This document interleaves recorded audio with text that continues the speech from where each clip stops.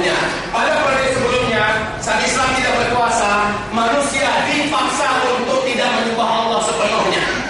Salah satu bentuk penyembahan Allah sepenuhnya, sebagaimana dijelaskan oleh Syekh Muhammad bin Abdul Wahab atau oleh Imam para ahli hadis, oleh Imam Ahmad bin Hanbal, adalah ketika manusia dilarang untuk memakai syariat Allah Subhanahu wa taala dalam pemerintahannya, dalam kehidupan sehari-harinya, maka haknya menyembah Allah sepenuhnya sudah dirampas dan dia dipaksa untuk mensyirikkan Allah Subhanahu wa taala.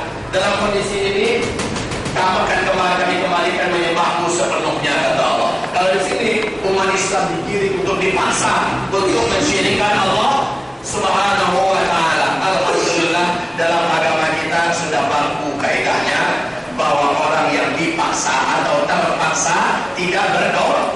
Alhamdulillah ada kondisi begitu, kalau enggak musyrik semua.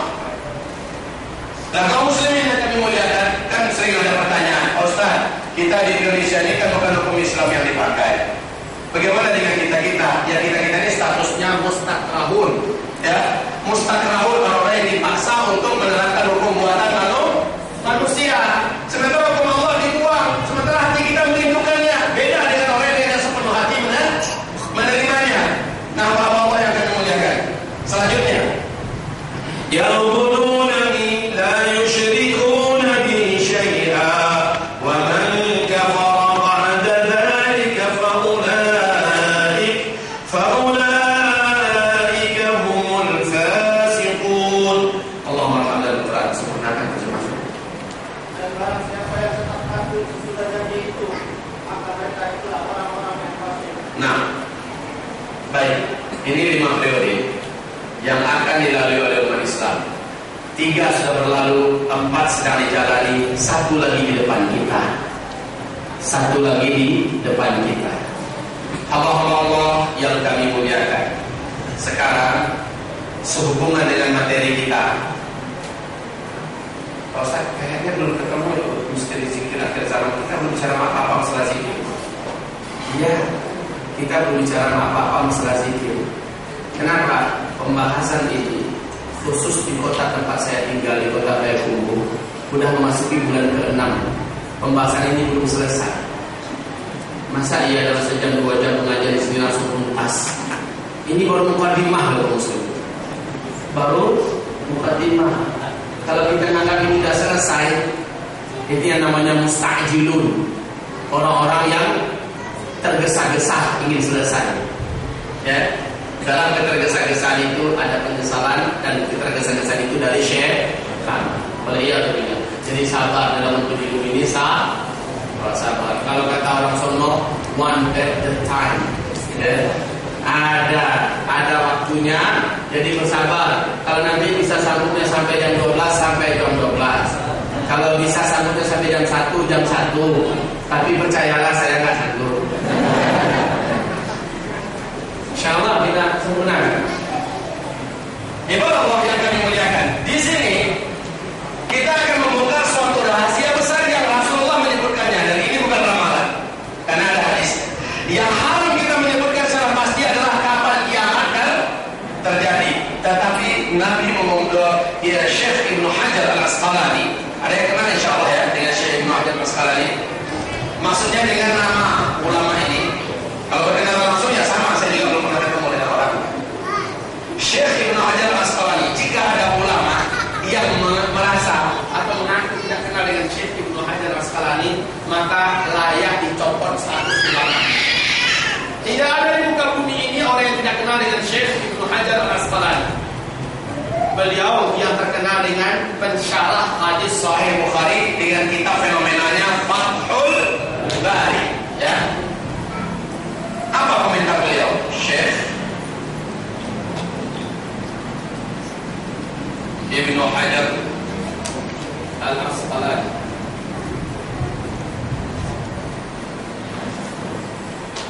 Beliau mengatakan, sesungguhnya umur umat Islam itu dengan hadis-hadis Nabi yang telah dikumpulkan, lalu diperbandingkan satu dengan yang lainnya, kemudian didapatkan pengumpulan tahunnya, maka ditemukanlah umur umat Islam. Umur umat Islam ini ibarat Allah yaitu terhitung dengan Nabi Muhammad diutus sebagai Nabi. Ini start menghitungnya. Dan berakhir dengan wafatnya seluruh orang Islam serentak di muka.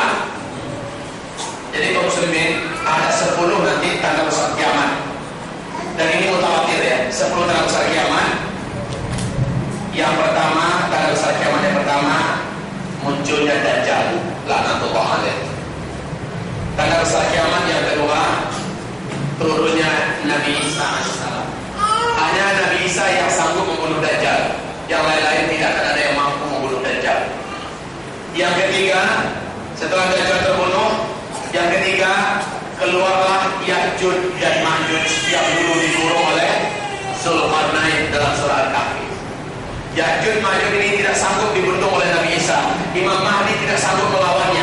Bahkan Nabi Isa dan Imam Mahdi serta sisa-sisa orang beriman yang ada lari ke bukit-bukit yang tinggi dan membuat benteng menyelamatkan diri dari kejahatan Ya'juj dan Ma'juj. Ya'juj dan Ma'juj Allah sendiri yang langsung membinasakan mereka dengan caranya. Masing-masing ada pemuraiannya kaum muslimin. Kemudian setelah Ya'juj dan Ma'juj dihabisi oleh Allah sehabis-habisnya, masuk tanda besar kiamat yang keempat, yaitu khilafah Islamiyah yang terakhir kembali terwujud. Ini yang ke-5 ya. Ini tanda besar kiamat yang keempat. Kembalilah manusia ke masa-masa aman seaman-amannya. Padahal sebelumnya manusia benar-benar merasakan kezaliman sezalim-zalimnya. Ya, kekacauan sekacau-kacaunya. Bumi ini penuh dengan huru hara yang menegangkan dan menakutkan. Masuk pada periode yang keempat, tanda besar kiamat yang kelima, yaitu masa-masa aman, makmur sejahtera dipimpin oleh Imam Al-Mahdi. Ya. Kemudian tanda besar kiamat yang kelima lagi, yaitu terbitnya matahari dari sebelah barat. Betul-betul matahari terbit sebelah barat.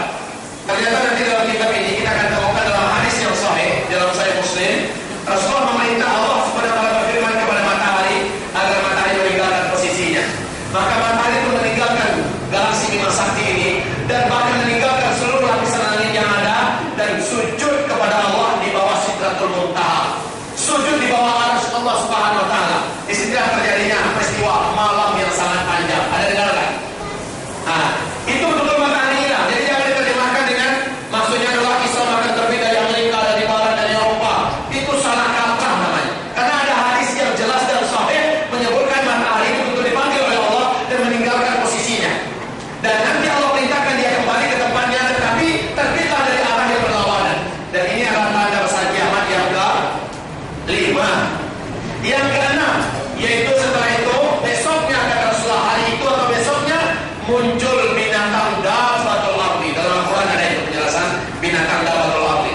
Binatang raksasa yang keluar dari perut bumi, dan binatang itu bisa berbicara, membawa tongkat Nabi Musa dan cincin Nabi Sulaiman.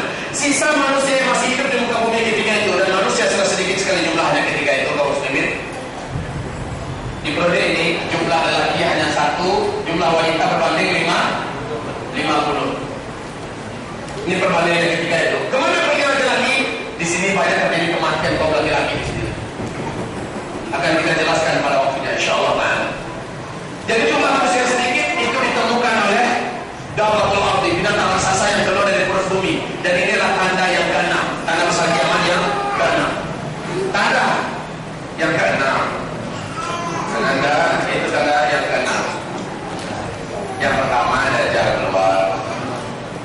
Yang kedua Nabi Isa turun. Yang ketiga Ya'juj dan Ma'juj. Yang keempat masa-masa aman yang khilafah Islamnya itu. Nah, yang kelima baru matahari terbit dari arah barat. Yang keenam keluarnya binatang dabbatul ardi. Ya. Dan yang ketujuh inilah dia wafatnya seluruh orang Islam di muka bumi secara serentak karena angin lembut yang bertiup dari arah timur. Dalam riwayat yang lain, angin lembut yang bertiup dari arah Yaman, Pak. Siapapun yang kenal dengan Allah dan beriman dengan Allah, setipis apapun imannya, dimanapun dia, di puncak gunung, dalam gua, di lembah, di pulau, dimanapun dia berada, akan dijemput oleh angin lembut ini dan meninggal serentak di muka bumi. Dan ini ada hadisnya sampai di tingkat mutawatir. Akan ada nanti angin lembut bertiup dari arah timur yang mewafatkan seluruh orang Islam serentak. Baik, Imam Allah yang memuliakan. 3 tanda yang lain, yaitu penenggelaman bumi di sebelah timur, penenggelaman yang ke-9, penenggelaman bumi di sebelah barat. Lalu yang ke-10, keluarnya munculnya api yang akan membunuh manusia dan membawa mereka menuju ke padang mahsyar. Baru terjadilah kiamat, tiupan trompet sangkakala, dan kiamat alam semesta, kehancuran alam semesta. Langit digulung oleh Allah, bintang-bintang dibenturkan antara satu dengan yang lain, bumi disirnakan, dan itulah kiamat kubra. Ya, nah itu adalah yang kami muliakan. Umat Islam hanya akan menemukan 7 tanda besar kiamat. 1, 3 ada di periode keempat, yaitu kemunculan Dajjal. Di tanda besar kiamat pertama, munculnya Dajjal. Tanda besar kiamat kedua, turunnya Nabi Isa. Ada yang ketiga, yaitu keluarnya Ya'juj dan Ya'juj dan Ma'juj. Tanda besar kiamat yang keempat, kita masuk langsung kepada periode yang ke-5, yaitu masa-masa aman. Masa aman. Yang kelima, matahari dari barat. Terbit matahari dari barat. Yang keenam, munculnya tanda puasa. Dabatul Ardi. Ya. Dan yang ke-7, angin lembut yang membawa kematian secara global untuk orang beriman yang masih tersisa hidup ketika itu. Nah, yang ke-8, ke-9, ke-10 dialami oleh orang kafir yang tidak kenal Allah sama sekali. Ya, kata Rasulullah, 1 atau 2 generasi yang hidup lagi setelah itu orang kafir, di tengah-tengah mereka lah akan terjadi kiamat kubra itu. Kehancuran alam semesta. Alhamdulillah, berarti orang Islam tidak akan menemukan kiamat. Karena yang akan menemukan kiamat adalah seburuk-buruk makhluk di muka bumi. Buruk akhlaknya, buruk pula rupa mereka. Hamba-hamba Allah yang kami muliakan, di hadis yang kita ceritakan tadi, selagi masih ada orang yang bisa menyebut Allah di muka bumi, Allah akan tunda kiamat 40 tahun yang akan datang. Dan di sini terbongkar rahasianya. Ternyata umat Islam nanti diwafatkan secara serentak. Berarti 1 atau 2 generasi kata Rasulullah. Dalam ilmu sosial, 1 generasi itu hanya 25 tahun. Dan itu dari lahir, kemudian dia berumah tangga lalu beranak. Itu dianggap 1 generasi. Ya. Nah, 25 tahun 1 generasi lagi 25 tahun lagi. Di sini akan terjadi kiamat itu. Di generasi pertama atau generasi kedua kata Rasul. Nah, hadis tadi, kalau masih ada juga yang bisa menyebut Allah, maka akan ditunda kiamat 40 tahun yang akan datang. Artinya apa ibadah Allah yang kami muliakan? Kalau 40 tahun ini 25 berapa? 50 berarti perkiraan sesuai dengan hadis ini terjadinya di generasi yang kedua. Mereka yang tentu tidak kenal Allah Subhanahu wa Ta'ala. Baik, kita kembali kepada Syekh Ibnu Hajar Al-Asqalani. Apa yang kata beliau di sini tentang umur umat Islam? Saya minta kembali. Dari mana cara mengukur umur umat Islam? Beliau Nabi Muhammad mulai diutus sebagai Nabi dalam usia beliau 40 tahun. Ditutup umur umat Islam, cara menghitungnya di mana? Wafatnya seluruh orang Islam serentak di muka bumi. Berarti kelima periode ini dihitung. 5 periode. Pasti kayak kita, Pak. Kita kan juga dalam hidup ini menjalani 5 periode. Periode balita, periode kanak-kanak, periode remaja, periode dewasa, periode tua, mati. Kan begitu. Persis seperti itu. Ini kelima periode ini adalah umur umat Islam.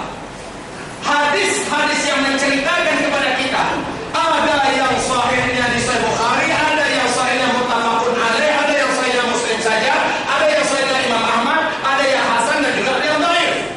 Tentu kita tidak akan mengambil yang dhaif. Tentang umur umat Islam digabung oleh Syekh Ibnu Hajar Al-Asqalani, lalu dicoba mencari kumpulan angkanya karena Nabi menyebutkan, walaupun tidak dengan tidak bahasa yang pasti, lalu mengumpulkan ulama Syekh Ibnu Hajar Al-Asqalani ini, maka didapatkan angka umur umat Islam adalah 1476 tahun lebih kurang. Hitungannya hitungan Hijriyah. Ini Syekh Ibnu Hajar Al-Asqalani. Beda dengan Imam Suyuti. Imam Suyuti ini bisa didapatkan dalam Fathul Bari jilid yang keempat halaman 260-an. Ya, bahasa Arab aslinya, bukan terjemahan. Bahasa Arab yang asli. Berapa tadi? kita sudah berapa sekarang?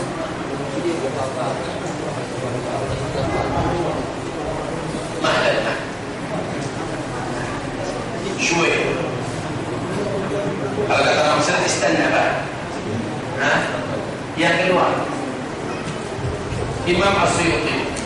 Ini pun kalau ada ulama yang kenal dengan Imam As-Suyuti ini, maka dicopot status ulamanya. Masa nggak kenal dengan Imam As-Suyuti? Beliau mengatakan umur Islam 1477. Beda nggak? Beda tipis. Beda tipis. Hitungannya Hijriah. Yang ketiga, Ibnu Rajab Al-Hambali. Ibnu Rajab Al-Hambali menjelaskan umur umat Islam ini yang pasti lebih dari 1400 tahun, tetapi tidak akan sampai 1500 tahun. Tidak akan sampai. Baik. Kalau begitu, ada perbedaan nggak sebenarnya mereka? Terkisah di situ juga sebenarnya. Kan begitu kan? Ini sudah 3 ulama besar dunia yang menyebutkan. Hamba-hamba Allah, kita fokus sedikit. Kita ambil yang Syekh Ibnu Hajar Al-Asqalani saja. Kita ambil yang Syekh Ibnu Hajar Al-Asqalani 1476. Kita sekarang di berapa? 1434. Silakan dikurang. 42 tahun lagi berarti tersisa, lalu sebelum itu akan meninggal dunia muka bumi dulu. Kenapa? Ini hitungannya Hijriah, berarti menghitungnya semenjak Nabi berhijrah gitu loh. Padahal cara menghitung umur umat Islam dari Nabi diutus sebagai Nabi. Kan ada 13 tahun di sini. Betul, di Mekah kan? Berarti kurang lagi 13 tahun lagi. Berapa? Berapa? Jangan takut Pak, jangan takut. 29 tahun lagi. Ya Allah, apakah benar ke depan kami akan segini lagi? Kalau kita mengatakan tidak, maka yuk rame-rame kita hapus hadis Nabi yang bercerita tentang umur umat Nabi, umur umat Islam. Ada hadis yang banyak. Makanya Syekh Ibnu Hajar Al-Asqalani menyebutkan itu. Tapi ini lebih kurang. Yang kurang lebihnya ya kayak ini, lebih dari 1400, tapi yang pasti kurang dari 1500. Artinya kita memang benar-benar sudah tidak lama lagi. Ditambah lagi nanti keterangan-keterangan yang akan membuat merinding bulu roma kita bersama. Lalu kita akan yakin, sepenuhnya yakin. Siapapun dai dan ulama yang benar akan mendalami perkara ini akan berkata, demi Allah, kalau bukan kita maka siapa lagi?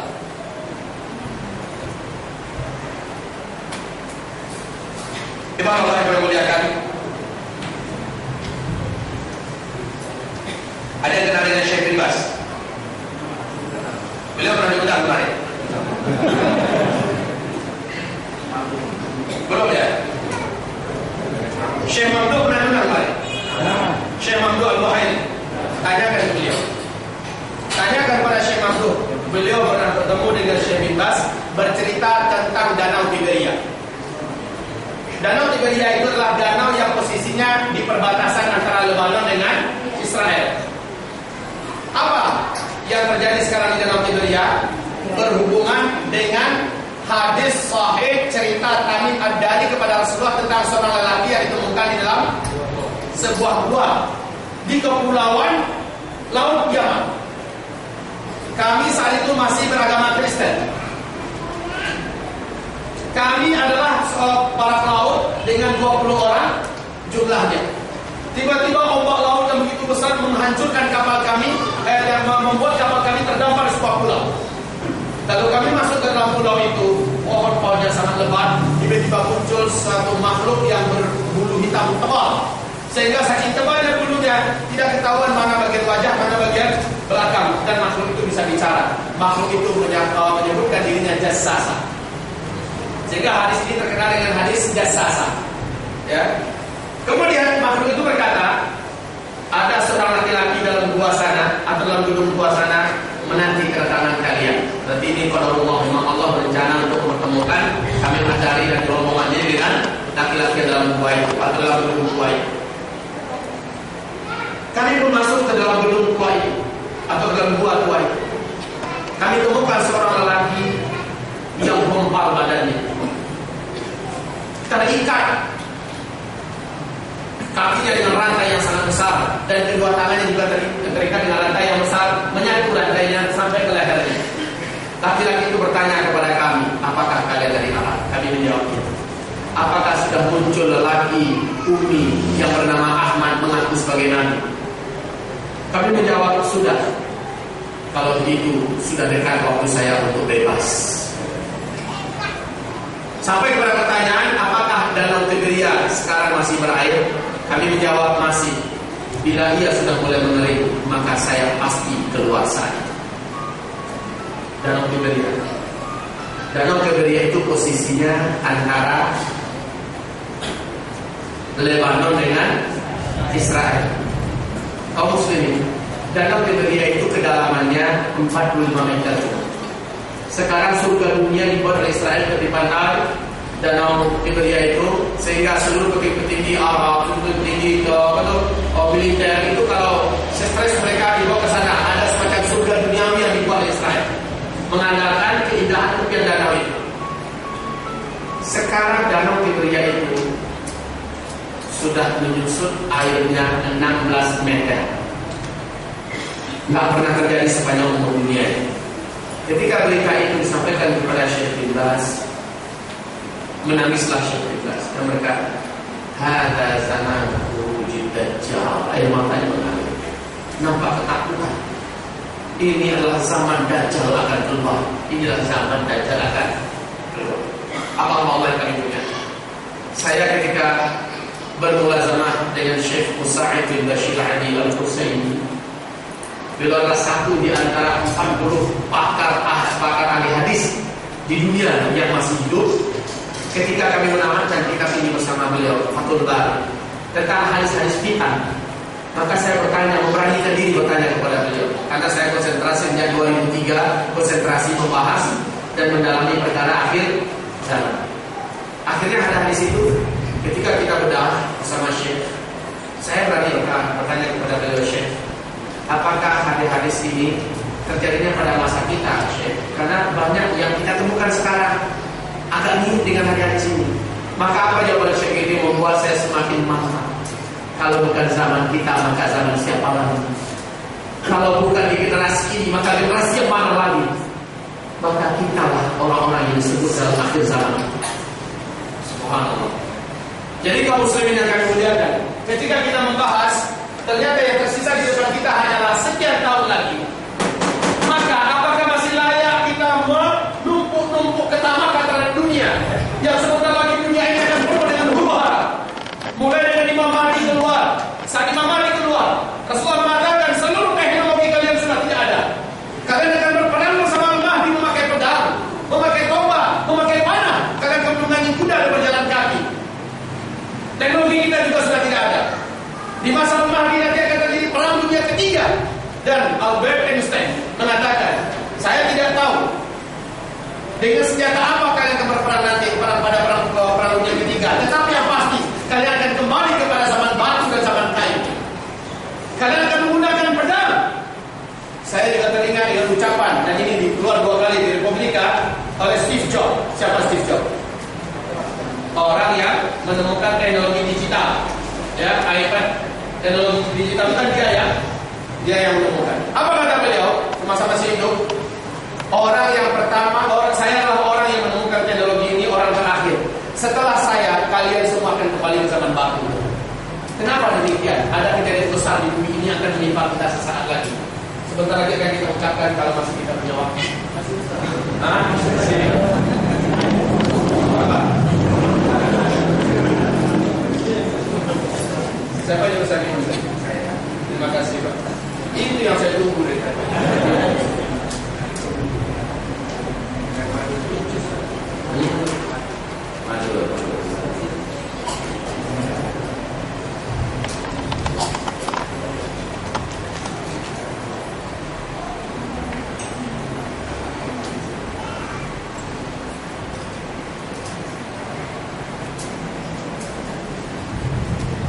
Ini